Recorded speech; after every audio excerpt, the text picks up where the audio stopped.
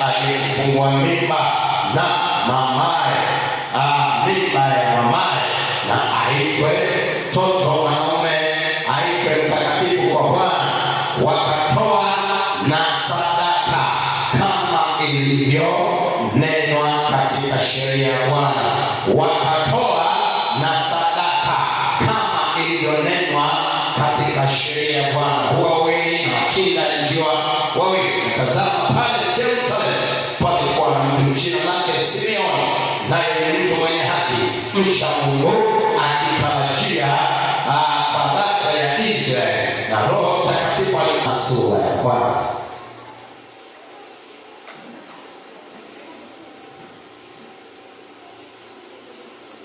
Yohana sura ya kwanza mstari wa kwanza mpaka 15. Hapo mwanzo kulikuwepo neno, naye neno alikuwa kwa Mungu, naye neno alikuwa Mungu. Huyo mwanzo alikuwa kwa Mungu. Vyote vilifanyika kwa huyo, wala pasipo yeye hakikufanyika chochote kilichofanyika. Na ndipo ulikuwa uzima, na ule uzima ulikuwa nuru ya watu, na nuru ya gizani, wala giza haikuliweza. Baba, ulibariki neno lako asubuhi ya leo. Amen.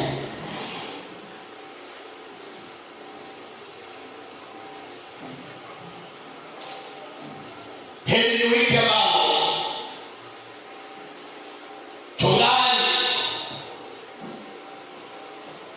tuko ndani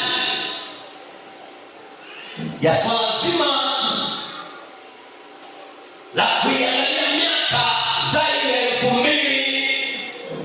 2025 iliyopita, inayohusiana na tukio kubwa la kuzaliwa kwa Mwokozi wetu Yesu Kristo. Tukio hili limekuwa sio tukio dogo ambalo linahitaji kutafakari kwa sekunde moja. Ni tukio ambalo unatakiwa uendelee kutafakari. Ni tukio moja endelevu ambalo linatakiwa kwa mtu yote mwenye ufahamu na akili, anatakiwa kutafakari na kuangalia kwa kina na maisha yake, maana yake nini ya tukio hili. Hatuwezi tukaiacha tu Christmas kama ni tarehe 25 alafu tukaendelea na mambo mengine kana kwamba hakuna tukio lolote ambalo lilikuwa limetoka kutokea. Haleluya. Bado ninalipata kuzaliwa kwa Yesu Kristo. Ninalipata kwa endelezo wa somo kuzaliwa kwa Yesu Kristo. Lengo la kusudi yake ni ya Mungu katika moyo wake ya kumtoa Yesu Kristo duniani. Ilifanya nini? Na alisukuma na nini? Mungu alisukuma na upendo. Ewa mimi yako Mungu alisukuma na upendo ndani yake. Sema Mungu alisukuma na upendo ndani yake. Hata akamtoa Yesu Kristo kuwa sadaka. Haleluya. Ya dhambi zangu. Amina. Haleluya. Ili anitoe katika giza, anitoe kwenye mashimo nilipokuwa nimetumbukizwa, aniondole kule kutengwa na Mungu, anirudishe mikononi mwa Mungu, ili Mungu awe baba yangu na mimi niwe mtoto wake. Haleluya. Biblia inazungumza kwa habari ya tukio hili zito ambalo limekuja kiajabu hapa. Kwanza kwa wale Warusi walipoiona ile nyota mashariki, nyota zile kawaida, na wakaambiwa neno, lakini tunawakuta wachungaji waliokuwa makoleni wanachunga mifugo yao. Hawa walikuwa sio wachungaji wa watu, walikuwa ni wachungaji wa mifugo. Wako malishoni, wako wanaendelea kulisha kondoo wao, ng'ombe wao, mbuzi wao,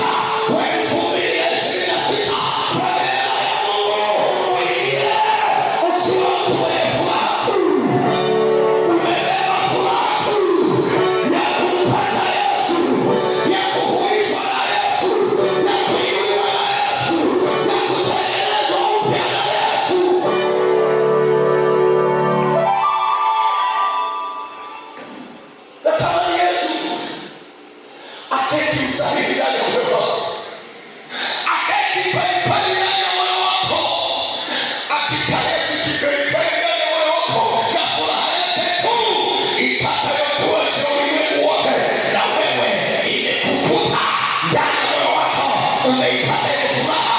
Alafu 2026 unaingia na furaha kuu ya Yesu Kristo ndani ya moyo wako.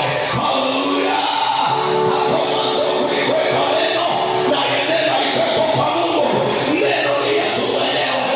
Neno ni Yesu Roho, ni Yesu mwenyewe. Hili neno ni Yesu. Alikuwa kwa Mungu. Alafu alikuwa ni nani? Ni Mungu. Mwambie ndani yako, Yesu ni Mungu. Mwambie Yesu ni Mungu. Mwambie tena, Yesu ni Mungu. Mtikise kidogo, mwambie Yesu ni Mungu, acha ushamba. Mwambie Yesu ni Mungu, acha ushamba. Mwambie Yesu ni Mwana wa Mungu, acha ushamba. Mwambie ipokee furaha hiyo moyoni mwako. Ipokee furaha hiyo moyoni mwako. Ipokee furaha hiyo moyoni mwako.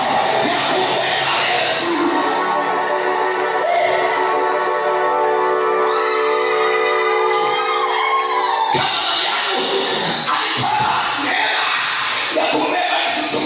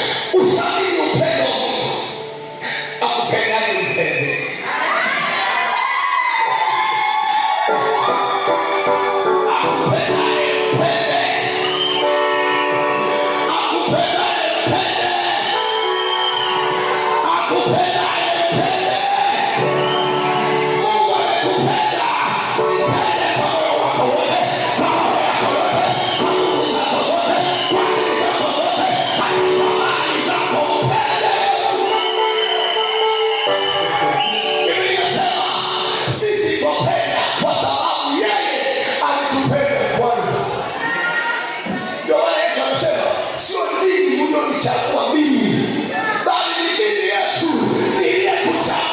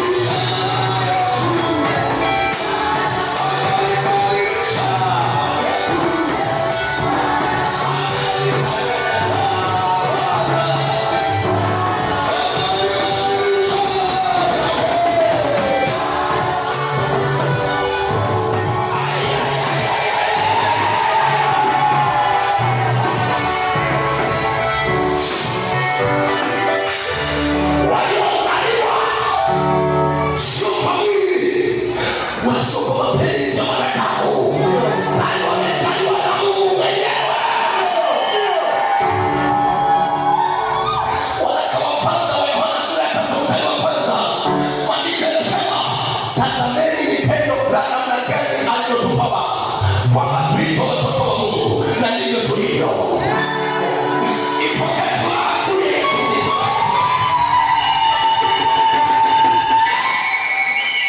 Mashaka, huzuni zako, hofu yako, wasiwasi wako, udondoshe chini, iruhusu furaha.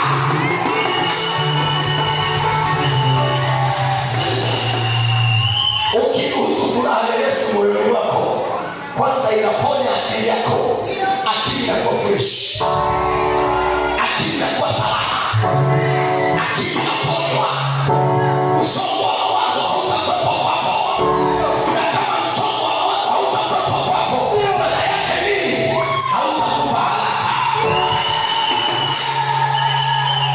Maana yake nini? Zinapanda, uleso zinashuka, na shetani anakanyagia hapo hapo, mapepo yanakanyagia hapo hapo, adui anakanyagia hapo hapo. Na tamani ipokee furaha ya Yesu Kristo iliyo ndani yako. Haleluya, haleluya.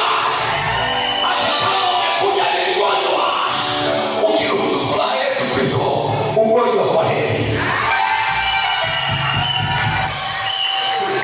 Hata kama umekuja umebeba huzuni zilizotokana na mzazi wako au huyo aliyekupa ahadi kwamba Krismasi atakufadhili, akakushonea na nguo nzuri, alafu akakutelekeza. Yupo Yesu ambaye hawezi akakutelekeza.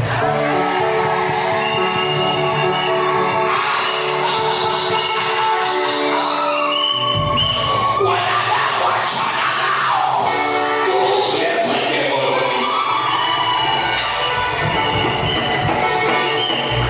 Ukiwaweka wanadamu moyoni, utapasuka bure. Alafu utakufa haraka. Utakula chakula hunenepi, chakula hakifanyi chochote. Alafu utakuwa kama kijiji kizee cha miaka 80 na 8 na nusu. Umepanga tu na miaka 61, mwingine hata 61 ndio kuna miaka 49 na nusu.